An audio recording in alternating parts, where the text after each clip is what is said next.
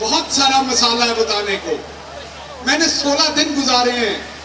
ان 16 دن میں ہمارے نئے آنے والے چیف صاحب کے بارے میں بھی مجھ سے بڑے سوال ہوئے, عاصم منیر صاحب کے بارے میں بھی.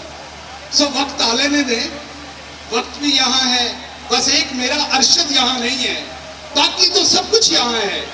وقت بھی یہاں ہے, ہم بھی یہاں ہیں, آپ بھی یہاں ہیں. چٹان تے ویسے بھی رواج ہے اگلیاں نسلاں کولوں بھی بدلا لین دا, اس لیے سب کچھ اتنے ہی ہے. اس لیے بات کروں گا. ابھی مجھے یہاں پر بات کی گئی جنرل فیصل صاحب پہ, میں نہیں مانتا کہ ان کا اتنا قصور ہے. وہ تو کسی سے ملیں گے, وہ بھی ڈائری میں لکھیں گے کہ میں فلاں پولیٹیکل آدمی سے ملا ہوں.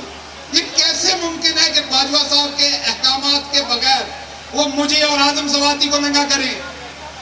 یہ کیسے ممکن ہے کہ ان کے احکامات کے بغیر ایک میجر جنرل رینک کا بندہ کچھ کرے؟ اس لیے ابھی کیونکہ آپ کے جسم پہ وہ وردی ہے جس کا ہم بڑا احترام کرتے ہیں. میں یہ بھی مانتا ہے کہ تھوڑے کو ڈردے بھی ہیں کیونکہ تسی کٹتے بڑا ہو, میں منافقت نہیں کراں گا, لیکن اصل گل یہ کہ تھوڑے جسم تے وہ وردی ہے جدا احترام کرتے ہیں. یہ لمحہ گزر لینے دیں, یہ لمحہ آپ جی لیں. ہم اس لمحے میں اپنی خواہشیں دبا لیتے ہیں, لیکن لمحے آنے ہیں اس میں ہم بھی بات کریں گے. اپنی فوج کے بارے میں بات نہیں کریں گے کبھی بھی, نہ پہلے کی تھی, اکیوز کیا گیا بار بار, نہ اپنی فوج پہ پہلے بات کی تھی, نہ آج بات کی ہے, نہ میرے ارشد نے بات کی تھی, نہ ہم نے کی تھی.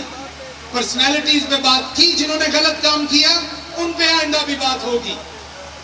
آخر پہ کیونکہ وقت کم ہے, میں صرف آخری بات آپ کو بتانا چاہتا ہوں. ارشد میرا دوست, میرا بھائی, مرنے سے 3 دن پہلے, میری اس سے شہید ہونے سے 3 دن پہلے اس سے میری بڑی لمبی بات ہوئی. اس بات میں وہ انتظار کر رہے تھے, انہیں بڑی امید تھی جنرل عاصم منیر سے.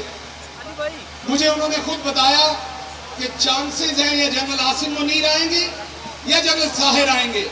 یہ دونوں آئے, یہ ہمیں انصاف دیں گے. یہ دونوں آئے, پاکستان میں سکون ہوگا. یہ دونوں آئے, پاکستان میں لا اور سیاست اور ڈیموکریسی کا بول بالا ہوگا. عاصم منیر صاحب آپ آ چکے ہیں.